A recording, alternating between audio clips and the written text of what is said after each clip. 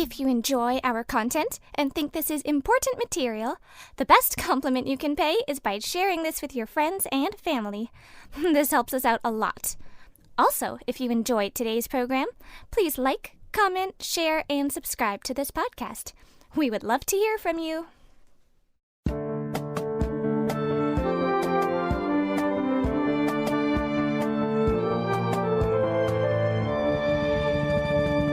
Welcome to the Truth in My Days podcast, where we defend the Word of God against the challenges of men. Hello, today we have Dr. Torres interviewing John about using probability correctly in supporting Christianity. John is specifically looking at claims from Dr. Bart Ehrman and evangelical scholars who use probability to either prove or disprove Christianity. We are continuing from the previous episode. We hope you enjoy. And it shows very clearly that probability cannot be applied to events of history because these events are not random. The idea of calculating a probability and saying, well, if it's improbable, we shouldn't believe it, it's ridiculous. These things did happen. Those 4 assassinations happened. And we're back to how do we know about these things? How do we know about things that happen in history? Through eyewitness testimony. And we know these things happen. We don't just say they most probably happened. Eyewitness testimony of quantity and quality is sufficient to establish historical events, including miracles, including the resurrection, and as the Bible says, we can know these things. You said that probability can also describe populations, but not individuals. What did you mean by that? Yes, this brings us back to how surveys about voting intentions work. The idea is that you can indeed calculate opportunities for something to happen and then how many times it happens and get a probability. For example, the odds of getting attacked and killed by a shark in your lifetime, we're told, is 1 in 3,748,067. That is a very, very unlikely event. So if we look at any person around him and say, what are his chances of getting killed by a shark? Well, it's 1 in 3,748,067 across the population. That doesn't change the fact that there are individuals who are killed by sharks. One report, Zach Young, 19 years old, who was attacked and killed off the coast of New South Wales by a shark. So while you will probably not be killed by a shark population-wide, for each individual, you either are or you're not. You're either 100% killed by a shark or you're not killed by a shark. And if you are, probability doesn't matter. You can't look at tell Zach Young, well, you know what, you weren't killed by a shark because that's an exceedingly unlikely event. He was. That's why the numbers may describe the overall population, but they don't apply to individuals or to individual events. To me, quoting a probability like that is so meaningless. What if you don't live near the sea, you never go swim in the ocean and be killed by a shark? I mean, you have to narrow it down to people who are more at risk of having that happen before it's meaningful. Yes, and that's my point here, that this is not a random event. If you don't ever go into the ocean or into the very few fresh bodies of water that have sharks in them, your chances are actually 0. So they're not random. They depend on choices. They depend on actions. They're not based just on probability because they're not random. Let me give you another example. There have been 7,051 skaters in NHL history. By skaters, we mean players other than goalies. The average career for these players is 5.5 seasons, which means we've had 38,780 player years. Now we can ask, how many times has a player recorded 100 assists or more in a season? In all the history of the NHL, it's been done 13 times. So the probability then of 100 assist season, having a 100 assist season, is 1 in 2,983. Because we've had 38,780 seasons. Out of those, we've had 1,300 plus assist seasons, so that's 1 in 2,983. Well, so what's the probability of one player doing it? Be 1 in 2,983. What is the probability of one player doing it 11 times? Well, then it becomes 1 in 1.66 times 10 to the exponent 38. That's an inconceivable number. It's a billion times 10 billion times 10 billion. We can't grasp a number like that. If you want something completely impossible, that we could say is completely impossible. But Wayne Gretzky did it. And he did it because individual historical acts are not random. Gretzky did it because he was that good. Probability does not apply to individuals and to discrete events, even if they can describe populations. One more example to drive home the point that probability can be applied to random events and describe populations, but not to individuals or discrete events. In one of the physics classes I taught in high school, there were 14 students, 9 of them boys, 4 of them girls. So 64% of the class were boys, 36% were girls. Now, suppose you wrote the names of the students on identical slips of paper and put these slips of paper in a bowl, and you had someone pick out a slip, just any slip he wanted, and read the name. What would be the chance that he has picked a boy? 64%. Yes, because there's 64% of the class are boys. He's picking at random. There's nothing guiding him to one slip or another. He doesn't know which slip is which. So there's a 64% chance that he would pick the name of a boy. But then it turns out he's actually picked Susan, who's a girl. Right? Now remember, 64% chance that a student is a boy. He's picked Susan. Can we conclude that there's a 64% chance that Susan is a boy? No.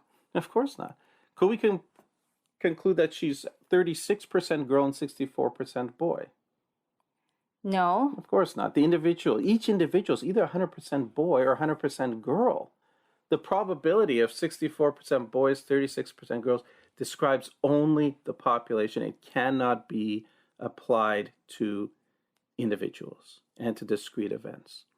And so to recapitulate, probability applies to random events. Probability can describe populations.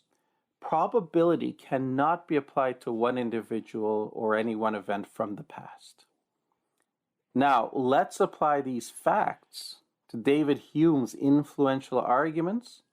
I will state the points that he made, and you respond to them now, okay? So, first point, everyday beliefs are based on probability. That is, we believe the event that has occurred more often is more likely. It's not true that beliefs are based on probability. Not even remotely correct. Christians do not believe Jesus rose from the dead based on probability, but based on hard historical evidence. Yeah, exactly. It's just not true. His initial point is not true. Everyday beliefs are not based on probability.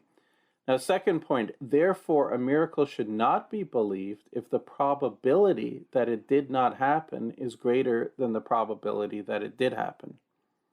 Well, a miracle is a discrete historical event which is outside the purview of probability calculations. It's too bad that Hume didn't understand basic mathematics. More tragic that those misled by him didn't understand it. And we saw earlier when you had these examples, extremely likely event, but Wayne Gretzky did it. And we don't even call that a miracle yet, do we? No, we wouldn't. Third point then, miracles are always exceedingly unlikely, which means that the probability that it did not happen is always greater than the probability that it did happen, so miracles should not be believed. Also false.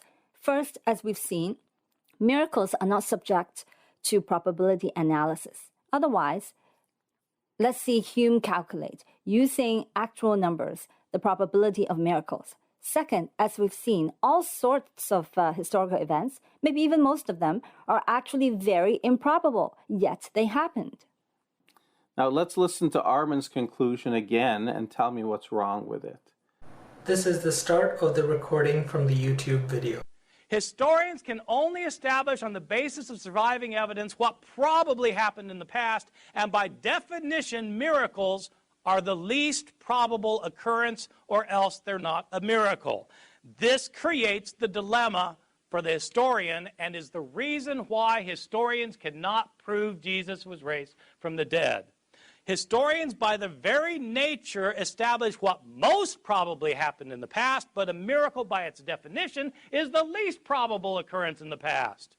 The least probable occurrence cannot be most probable. This is the problem with the resurrection. Even if it happened, it defies imagination and cannot be accepted as a historically proven event. Belief in the resurrection. If you believe in the resurrection, it is for theological reasons. The resurrection is a theological assertion about what God did to Jesus. It is not and it cannot be based on historical proof. This is the end of the recording from the YouTube video. Now, what would you say to that? It is not true, as we've seen, that historians can only establish what most probably happened in the past, and it is meaningless to say that miracles are the least probable by definition. Miracles are out of the purview of probability analysis. Armin has no idea what he's talking about there. And so to say that miracles are the least probable by definition is a meaningless statement. Then he said, even if it happened, it defies imagination and cannot be proven as a historical event. That is very strange. Millions of Christians have absolutely no trouble imagining it. So if it defies Armin's imagination, it is neither here nor there. Appeal to incredulity, as Armin does here, is a logical fallacy. And belief in the resurrection is not a theological assertion. It is an assertion about what happened in real history based on sufficient evidence as to make the lack of belief absolutely unreasonable. Exactly. So this sort of attack on the reliability of the gospel books and the resurrection is completely without foundation. The idea that historians can only establish what most probably happened is a complete failure to understand probability, and it wouldn't surprise me if it were inserted into historical methodology only to push out God by pushing out the supernatural, as was done in the case of the natural sciences and under false pretenses. It is truly a shame that so many philosophers, apologists who seek to defend Christianity buy into this instead of challenging it as we have done. Now, to be sure, they do try to gussy it up by appealing to Bayesian probability. What is Bayesian probability? Thank you, everyone, for listening today. Unfortunately, we have run out of time, but please join us for the next part tomorrow. Same time and same place. Thank you for listening to the Truth in My Days podcast with John Torse. We would love to hear from you. Please feel free to share any questions or comments you may have. You can reach us on Facebook, Instagram, MeWe, and YouTube. Simply search Truth in My Days as one word. Again, Truth in My Days as one word, no spaces in between. And you can connect with us. You may also visit our website for more comprehensive material and to learn more about our ministry. Our website is truthinmydays.com. Thank you.